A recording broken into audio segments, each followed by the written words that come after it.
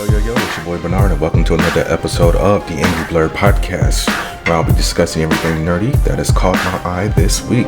So let's go ahead and talk about Wonder Man, because we really haven't been hearing much about this series, but we do have a few details now. We now know that it will officially be 8 episodes, and that all 8 of those episodes will be around a half hour. So this looks like it is Disney Plus's second sitcom within the MCU, because I don't really consider WandaVision a sitcom, especially the way it ended. Yeah, it had 9 episodes and they were about 30 minutes long, but She-Hulk, in my opinion, was the first true 30-minute sitcom series for Disney Plus as far as the MCU goes.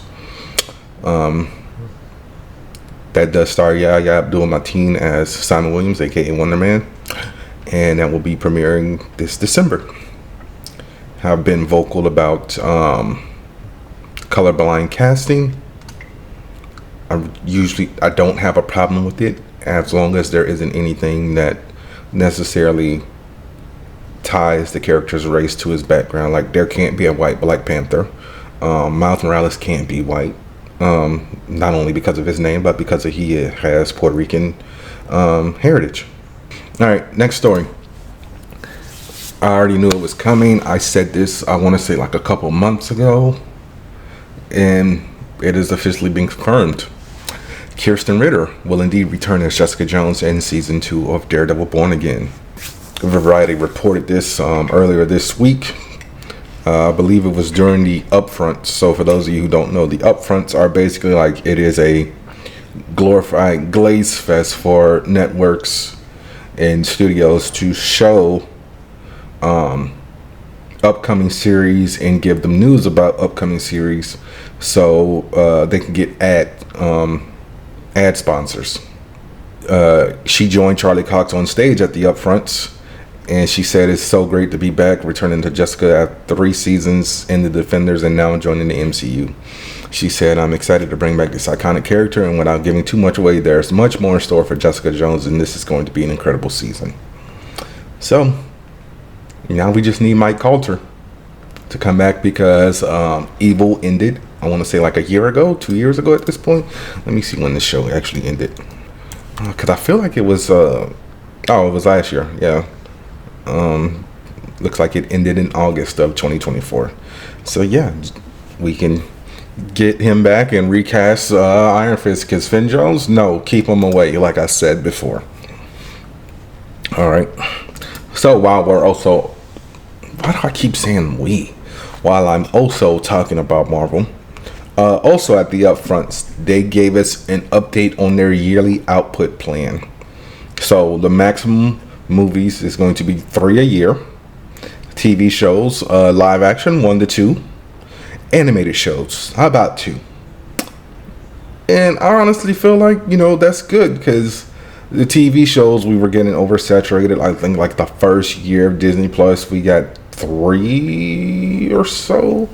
I would have to double check this, because it was WandaVision, Falcon and the Winter Soldier in 1 season, I believe. Let's check phase 4. I'm sorry, 4 shows. No, I'm sorry, 5. So January 2021 was WandaVision. March 2021, Falcon and the Winter Soldier. June 2021, Loki. August 2021, What If. November 2021, Hawkeye. So yes. And then 2022, we got 3 shows with Moon Knight, She-Hulk, and Ms. Marvel. 2023, we got 3 shows. We got Secret Invasion, season 2 of Loki, and season 2 of What If. And then 2024, we got 3 as well. We got season 3 of What If, Echo, and Agatha All Along. So yeah, par it down. I would honestly say, two live action shows is fine. And we're going back to 3 movies a year, which was the standard for Marvel movies. I'm going to save the Ironheart trailer reaction for later. I just have a segment for trailer reactions now. But Atomic Arcade Studios is a game developer being made up of ex-developers from Bethesda, Warner Brothers, Marvel, Epic, and several other game studios are working on a Snake Eyes game. They didn't show much. They just showed like a couple 3D renderings of like Snake Eyes' sword, someone with a gun, and that was pretty much it. So I don't really know how I feel about this. I'm gonna have to see like a full trailer. I'm sick and tired of seeing cinematic trailers, but this was about 15 seconds long, so I'll post it as I'm talking about it. But I was just like, okay, what are we gonna do with this? That's all I can say. What else do I have? The next Super Mario Brothers movie. The title was leaked by Paramount, not Paramount, NBC Universal, and it will officially be called Super Mario World. I just want to know, how are we going to expand on the Mario Brothers universe? Are we going to make some new villains? Is it just going to be Bowser every single time? Because Mario games, they're just pretty much cut and dry. You go through worlds trying to save the princess. You fight Bowser's goons. And then, oh, she's not at this castle. Got to keep going. So, like, I was thinking about that when, after I saw the first movie. Because I was just like, how is this franchise going to sustain? But I'm not nitpicking about it. I'm just curious. And there's nothing wrong with being curious, although curiosity did kill the cat, so I know somebody was going to say that.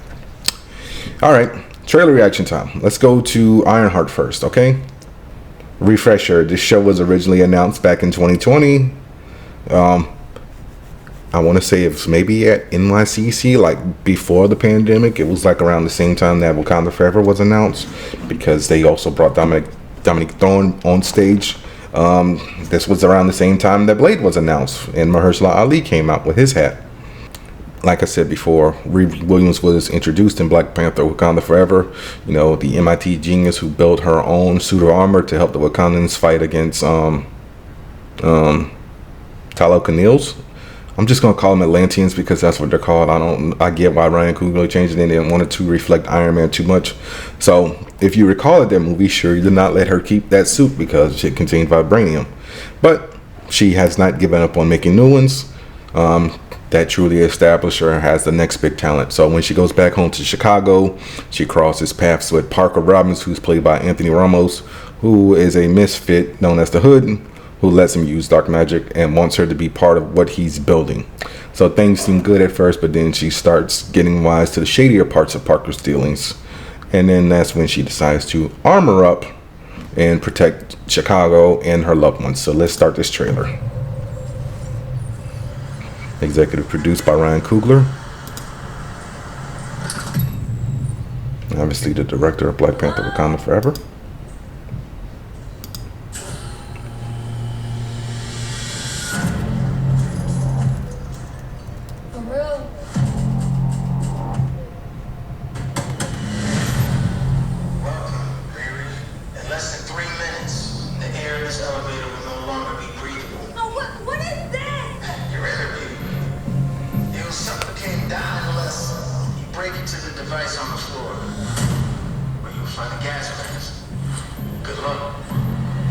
So this fool basically set her up like Jigsaw. I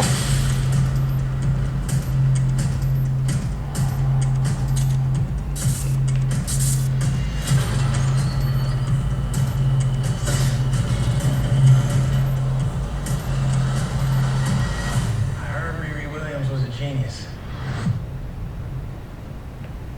So, you went around. Still not sure how I feel about Anthony Ramos playing Parker Robbins.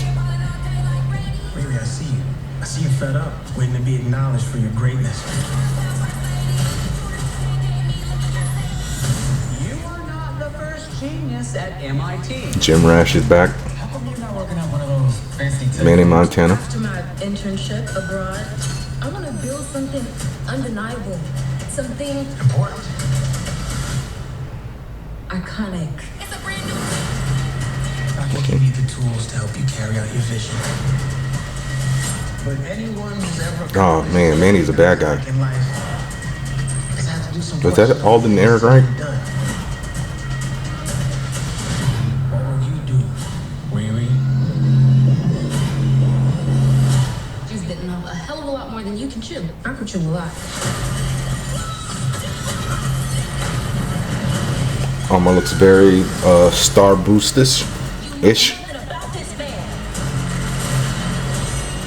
You're gonna end up dead or in jail. This is so much bigger than that.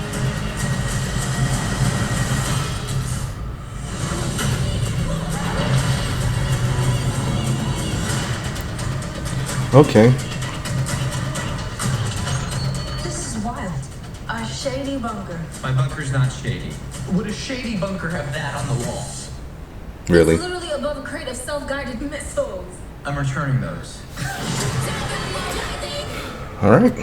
So June 27th, June 24th. So we gotta make sure we support this because, you know, if you go on the comments on the official YouTube page or even the Marvel page on Facebook, the Disney Plus page, everyone's calling it woke because they never read a comic book in their life. Riri has been around for what, a decade now, I want to say. So it's just like you woke I feel like we need to bring gatekeeping back sometimes because those are the same people who would bully people like me who were reading comics in, you know, middle school and high school and whatnot. Not to make this a sob story, but, you know, we knew like this stuff was coming, like because of the popularity of X-Men and, you know, Spider-Man and obviously Blade. And I don't think the second Punisher movie was, you know, a box office success, maybe because it was PG-13. And yes, I said the second one because there was one in the 80s with Dolph Lundgren. And so yeah, I mean, this is for people who read, you know, Marvel comics. And somebody was asking if Riri's run of comics is good. I said yeah, but it's best to start at the beginning. I told him read Invincible Iron Man. I want to say it was volume 5, written by Brian Michael Bendis with art by I want to say David Marquez was on that book, and then Mike Deodato came on to do the Riri stuff. But yeah, so it's like you just can't please everybody because as soon as they see a woman, as soon as they see a black person, it's woke. But as soon as they see a black woman, it's DEI higher and so on and so forth. And I'm over it, and I'm just sick and tired of it. I'm just really, really sick and tired of it. At this point, it's just like, yo, shut up. Because it's skipping small dick energy as soon as you see a woman. Oh no, she's DEI. It's like, shut the fuck up forever, please. All right. Let's start this Superman trailer, shall we? All right, so yeah, James Gunn posted the trailer. And he said he was waiting too long to share it. But let's get into it.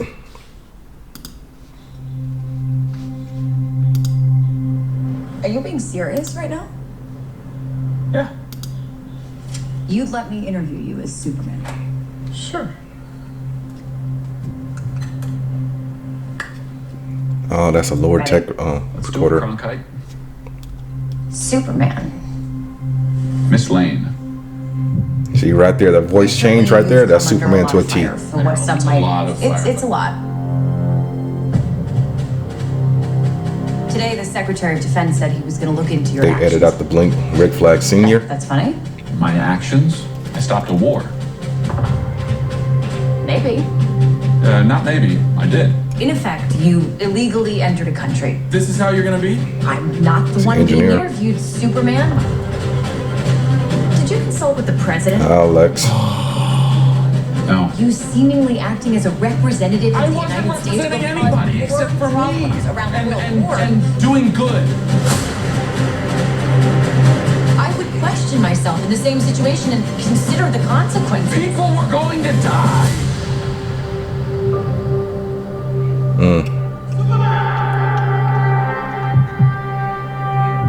see. Someone actually helping Superman up. Eyes up here.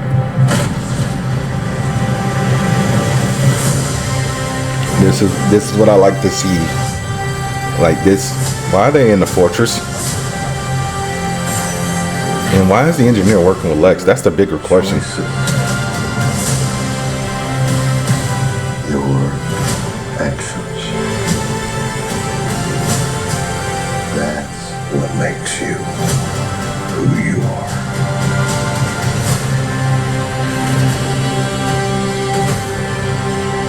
Superman. This trailer is just fire, bro. He's not a man. He's an it. Somehow Those got to be like red sun the entire batons or world's something. Conversation. I will not accept that. I cleaned your boots. I'll go get them for you.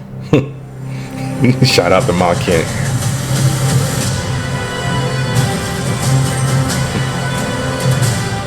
Cat Grant.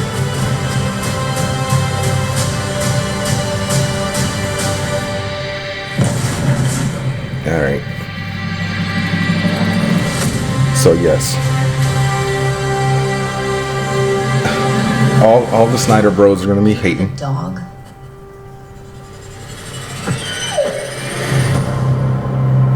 July 11th. I'm definitely gonna go see this in IMAX. So I'm on my rewatch of Smallville because of the Talkville podcast. I don't know what rewatch this is.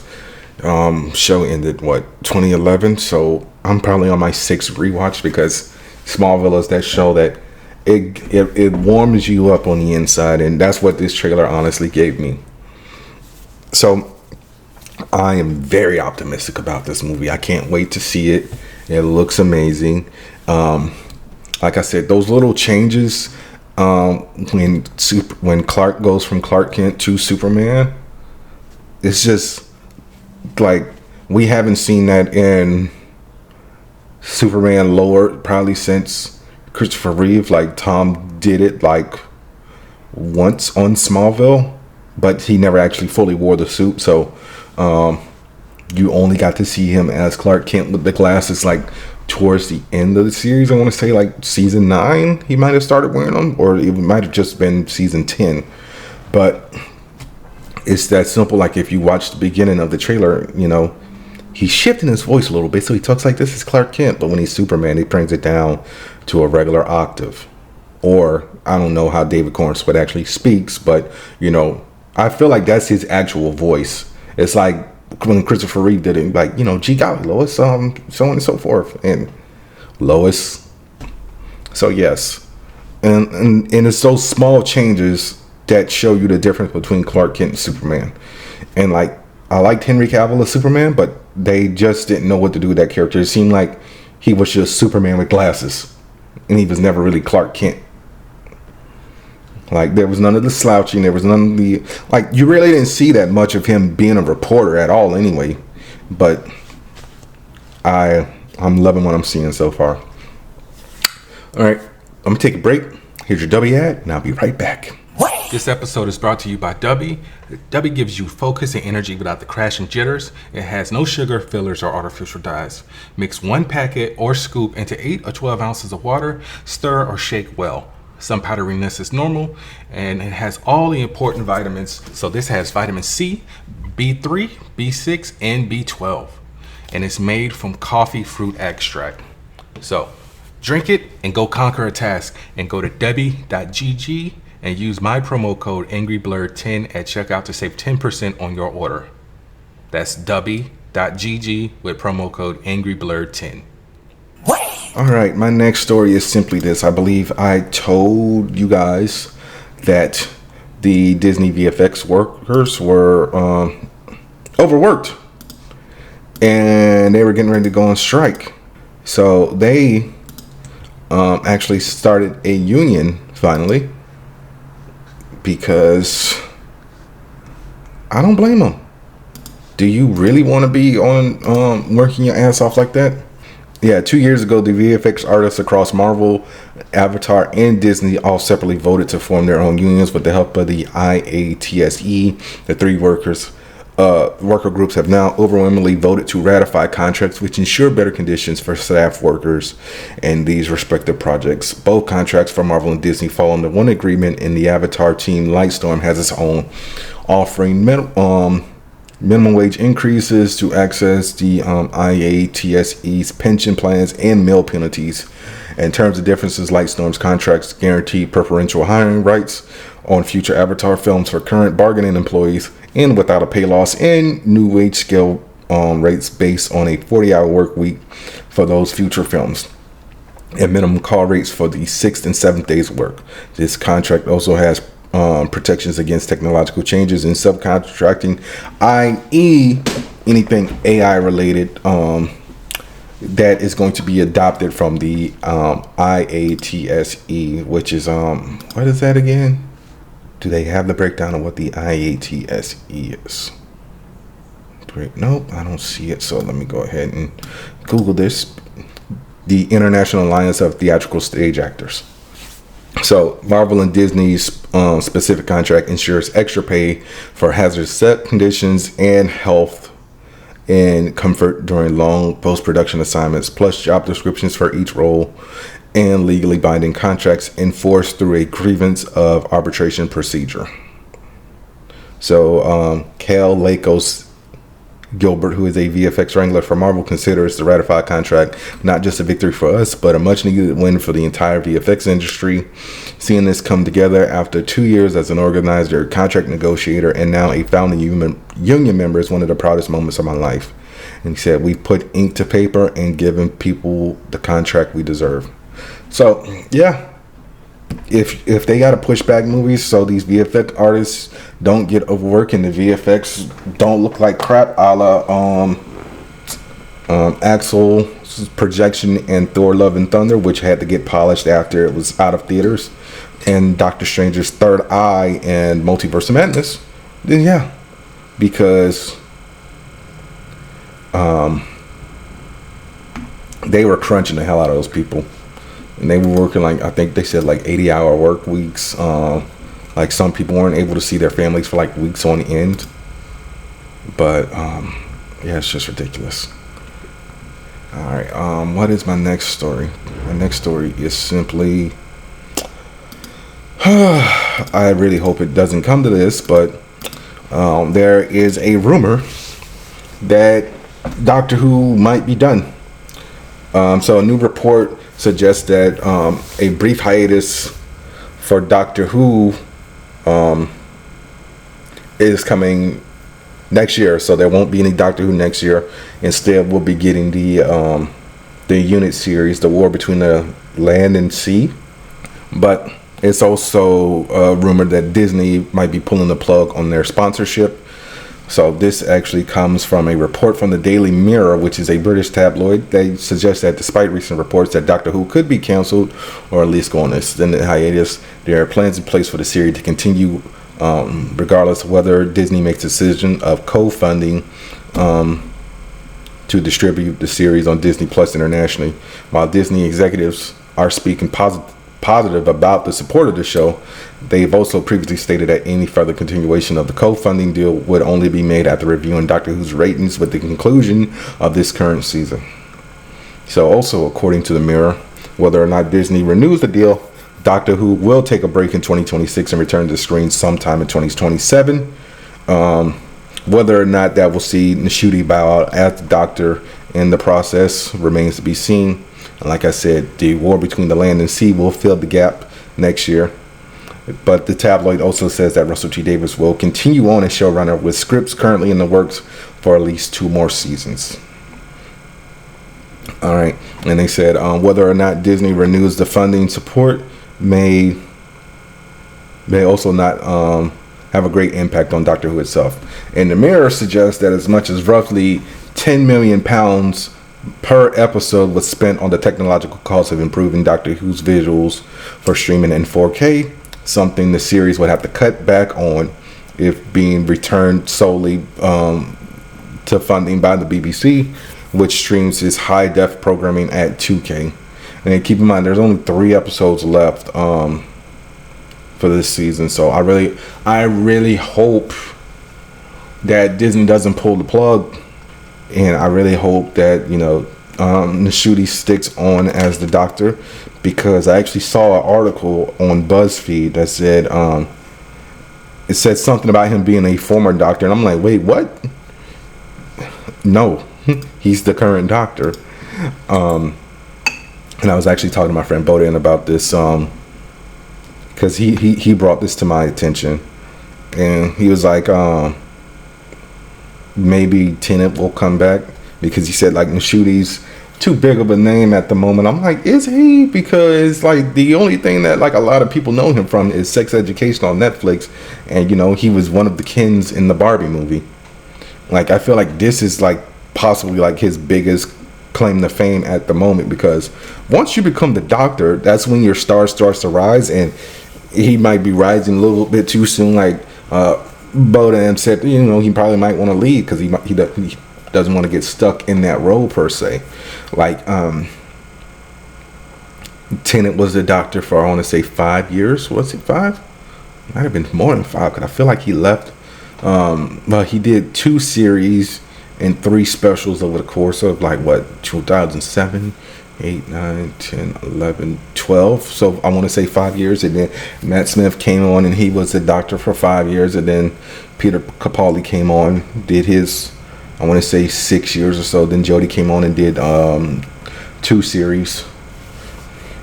So, I mean, I really hope he doesn't leave just yet, because I am loving his run as the Doctor.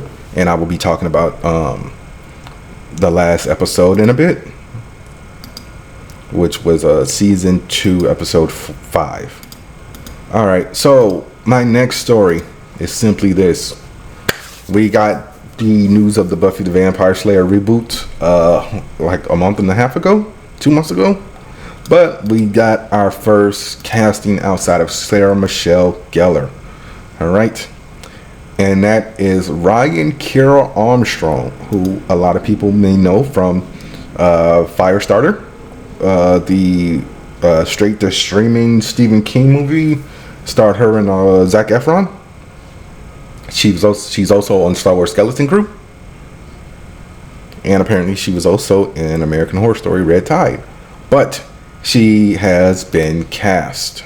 I know this process has been hard, and there's been so many parts with me being out of the country, and there was just sort of one part of it that I just wanted to ask you, and I wanted to make sure that you were okay with.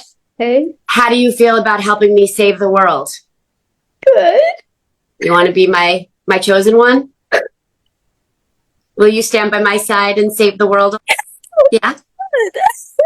Ryan, we all love you, and from the second we all saw your tape, there was nobody else in our eyes that could do it, that we wanted to do it with, and I'm so excited to stand by your side and have you be my partner on this journey. It's just so exciting. Oh my gosh. So I hope it's a yes.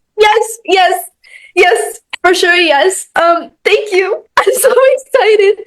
Welcome to New Sunnydale. Thank you. Thanks for having me. Ryan, you've earned it. There's nobody else in any of our eyes. You are our chosen one. So honored. Thank you, guys. Thank you for trusting me. Yay! Where's your dad? You want to tell him too? Dad!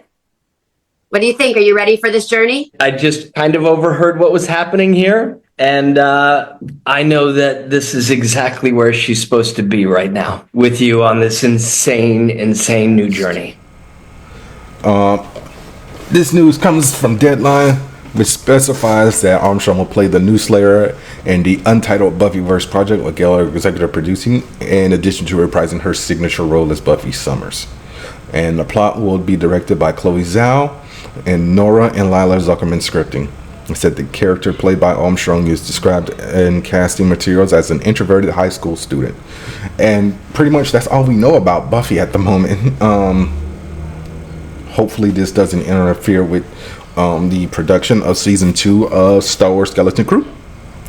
But I'm definitely going to check this out, because I'm very vocal on this podcast about not watching Buffy in real time, and I started it a few years ago when I got hyped up when Boom did the comic written by Jordi Belair, I want to say, and it was drawn by Dan Mora. So hopefully this isn't Freak of the Week, Vampire of the Week type of deal that Buffy did, because I started to rewatch it like a few years ago, like I said, after reading the comic, and Freak of the Week don't necessarily work for me like anymore. Like when I was younger, I could deal with it. Like that was my issue with Smallville, like the first 1.5 seasons. It's like, can I just get an arc that, you know, expands over the course of the season? Like you can like sprinkle a Freak of the Week in here, but there needs to be something overall. But yeah, I'm gonna check it out when it comes out. All right, what is my next story? Oh yeah, HBO. Y'all are just dumb, and you're trying to cover your dumbness by making memes. So, hold on a second. I got to drink some water. I'm getting cotton mouth. HBO, Warner Brothers Discovery, whatever you want to call it, is changing its name. So, pre-pandemic, there were 2 different types of HBO apps. There was the one if you had HBO with your cable plan, which was HBO Now, or if you just wanted to buy it individually, which was HBO Go. Like Showtime had the same thing. It was Showtime anytime if you had it on cable, and just Showtime if you just wanted to buy it via independently. So when 2020 came, they said we're just going to scrap all that, and we're just going to unify that app into one thing, and that was HBO Max. But then, like 2 years ago, Warner Brothers Discovery did their Warner Brothers and Discovery did their partnership deal, and then it just became Max. And they changed the app, and the app was ass. The app is still ass, honestly, in my opinion. They went from like a bluish grayscale to like a purple, and now they just changed it back to black, gray, and now they're changing the name back to HBO Max this coming summer. And it's like, how dumb are you? Seriously, why would you change it in the first place? Let's see what the people on the comments are saying, because I can't be the only one who thought this was like a dumb idea in the first place. It's like, what's Max? So, and this is why I hate lazy people. Somebody, because Twitter has its own AI. Kino Reviews, idiot paying for a blue check. According to Grok, there's no evidence that Max is changing back to HBO Max. The rebrand from HBO Max to Max occurred on May 23rd, 2023 as part of Warner Brothers Discovery strategy to broaden streaming services content and appeal. Recent updates, including web sources and posts on X, focus on Max's current offerings and performance, with no mention of reverting. They literally posted a screenshot from the Max app. So Kino Reviews, stop paying for a blue check. Somebody said, why do we feel like this is a trick? David Zaslav is playing with this. HBO changed their name to Max to appeal to a wider audience. And this guy said, after figuring out no one stopped calling it HBO Max, and no one called it at Max, and the audience demographic stayed the same. But yeah, it was just a dumb idea to change it to Max. So it's like if you get like a small group of people, like a think tank, and they ask them what's the good idea to change it to HBO Max or Max. No, leave it HBO Max. HBO is a brand. What the hell is Max? The only Max I acknowledge is Max Goof or Mighty Max. Yeah, like somebody said, it was stupid of them to drop the HBO. Every time I hear Max, I think people are talking about Cinemax. And David Zaslav is honestly tanking this Max Warner Brothers Discovery, because apparently the stock has now dropped to like $8 a share when it was like 25 or something like that. And everyone's like, yeah, just fire David Zaslav. He's burying all these movies. We didn't get the Batgirl movie. He tried to bury the day the Earth blew up. Catch Up Media bought that, so now Warner Brothers doesn't get any profits from that outside of the purchase.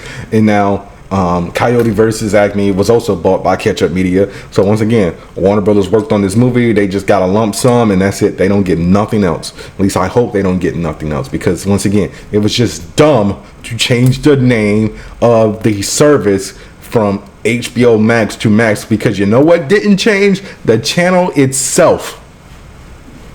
Fucking idiots. Next story. King of the Hill is coming back.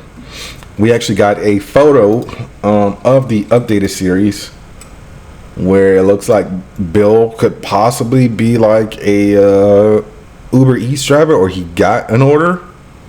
Dale has a VR headset and he is vaping, and Boomhauer is on a tablet. Meanwhile, there is a drone a la Amazon delivery with a case of Alamo beer. And honestly, I can't wait to watch this again. I rewatched all of King of the Hill from beginning to end during the pandemic. And apparently there was a lot of stuff I missed, and I never saw the series finale. Like, I did not know Boomhauer was a Texas Ranger, and that questions so many episodes. I get it. They just probably wanted to pivot to show you what he did as a living, and his first name is Jeff. But every time I think of that now, I think of the episode where who was it? Bill got arrested and institutionalized when he fell asleep in the raft, and everybody tried to come and get him, and then they all ended up getting institutionalized. I get it. Boomhauer, he speaks fast and whatnot, but he should have been able to call like his captain or something like that to settle all that. But everybody more or less looks the same. I get it. It's a cartoon, but at the same time, the only person who looks like they really aged at all is Boomhauer. Like, facially, like, Bill looks a little bit bigger as far as waist size. Hank still looks the same. Dale still looks the same. But from what I do recall seeing from the show that got leaked, Bobby is like a world-renowned chef. And I'm like, okay, Bobby, go ahead and follow your dreams.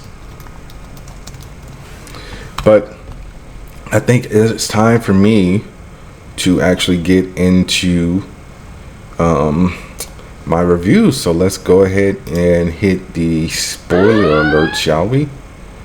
And I am going to talk about, what am I talking about first? We're going to talk about Doctor Who Season 2, Episode 5, which is The Story in the Engine. And this is directed by Macalla McPherson and written by, I just want to make sure I get the right person to write it, Inuya Elams. So the doctor, being a black man, said, hey, I gotta go get a haircut. So they traveled to 2029 in Lagos to work on the vortex indicator, aka the Vindicator's homing signal, when the doctor stops by his friend's Omo's barbershop. He meets two people, one's named the Barber and Abina, and they trap him inside and ask him for his stories, and the TARDIS is alerting Belinda about the trouble. So it directs her to the barbershop, and the barber tells him that he was the creator behind much of humankind's mythology, saying that he is Anansi, he is Loki, and so on and so forth. But then the doctor's like, no, you're not. You're full of shit, bro, because I've played cards with Loki. I've challenged Anansi to a bet, and he tricked me into thinking he was going to lose, but really he really won. And so I became the husband to one of his daughters. So, but then the barber tells him he was really the person who the trickster gods and story gods needed to tell their stories. And so they banished him from their dimension. And so he built the story engine, which is a god-killing device which feeds on stories, and he used it to take over Oma's barbershop. And you realize that the doctor's like, I know Abina from somewhere, but then he realizes that Abina is actually the daughter of Anansi, who is upset because he left her behind. And keep in mind, this hasn't happened yet. I don't know, wibbly wobbly, timey-wimey stuff. But it's the fugitive doctor who met Abina. So Belinda actually convinces Abina to help them escape. And so Abina braids a route of escape into the doctor's head to the point where they get to the power source of the engine. The doctor overloads the engine with all of his memories because, you know, regeneration, bigeneration, and all that. They beat the barber, but offers the barber a chance at salvation by becoming an actual barber after Omo retires. And honestly, closing thoughts on this episode, I liked it. I liked that, once again, the doctor didn't necessarily crash out, but he went off on someone who he considered a friend and who betrayed him. I liked that we got to see the fugitive doctor, even if it was for a few seconds. So shout out to Joe Martin for being back. And what else? Overall, the story was good. And if, you know, Disney Plus does pull the plug, the CG on Doctor Who is going to take a huge leap back, and then people are going to be complaining about that. But it's probably going to be those same people who be in every single Doctor Who post complaining about it being woke and DEI and blah, blah, blah, blah, and so on and so forth. And they're like, Disney needs to stop making them do this. Disney, once again, is just a financial backer of the show, and that's it. They don't tell Russell T Davies what to write or any of that stuff. So it's just like, if you're not going to enjoy the show, just shut up and just don't watch anymore. All right. So I am going to talk about season 2, episode 5 of The Last of Us, and that's titled Feel Her Love. Directed by Stephen Williams, written by Craig Mazin. So Ellie and Dina are on their way to the hospital, and they come across more dead Seraphites. And Ellie starts to question about, starts to have second thoughts about bringing Dina, especially after now that she found out that she's pregnant and Ellie's about to be a dad. But Dina tells her that, nah, I'm on this boat with you because Joel is special to me too. So they sneak into a, I don't remember what it was, but in real life it was an old dairy farm, and they get ambushed by some stalkers. Oh, it was a warehouse. And they get saved by Jesse, who snaps on them because they were told not to leave, so they left. Jesse actually left with Tommy a day after them. They end up getting, since Jesse came in guns a-blazing, it caught the attention of the WLF, who's chasing them now, and then they try to cut through a park where they witness a group of Seraphites disembowel a WLF soldier. If you've been watching this series, you know now that the Seraphites communicate via whistling. So Seraphite alerted them that, you know, Dina, Ellie, and Jesse were in the park. Dina catches an arrow to the leg. Jesse carries Dina out. Ellie tells Jesse to meet them back at the theater because he found the map. While Ellie distracts the Seraphites, and Ellie comes across the hospital where Nora is. And there was a cold open that explained what's about to happen next. That the WLF took over a hospital, but the second basement was full of cordyceps in the air, and Nora eventually ends up going down to that basement, and Nora realizes that Ellie is the immune girl who Joel had saved when he killed all the Fireflies. And Nora also reveals to Ellie what Joel did, and Ellie says that she knows, and beats Nora to death with a pipe to get Abby's whereabouts, which Nora doesn't cave because she's like, I'm already gonna die, so nah, you good, bro. So yeah, thoughts on this episode. I liked this episode. Kind of sucks that we who played the game know the outcome of what's going to happen. I'm not going to say what the outcome is because I don't want to spoil it for you first time viewers or people who didn't play the game. But Next week is a flashback episode, obviously, because of the way this episode ended. So we do get more Pedro. That will hopefully please everybody, because it was like, how could you kill Joel? He was the main character. No, Joel was never actually the main character of The Last of Us. The main character was always Ellie. But all in all, I enjoyed this episode. I will try to get the episode out early for you guys, so I can cover at least episode 6 of The Last of Us and Doctor Who before I go on my cruise. But guys, that was another episode of the Angry Blerd podcast. Be sure to rate, review, subscribe, tell a friend to tell a friend.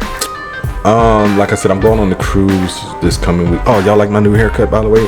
Oh, I just realized I kind of got the doctor's haircut. I did not mean to get Nishuti's haircut. I literally showed my barber a picture of Jon Stewart drawn by Jim Lee, and that's what he gave me. Forgot that Nishuti had the same haircut. But I will review Final Destination Bloodlines when I get back. So that'll be 2 weeks from now. So that will give you guys enough time to see it. And I might post some stuff from my trip on the UK from the UK in real time, or I might just do it when I get back. I don't know yet. Anyway, guys, I'll see y'all later. Bye.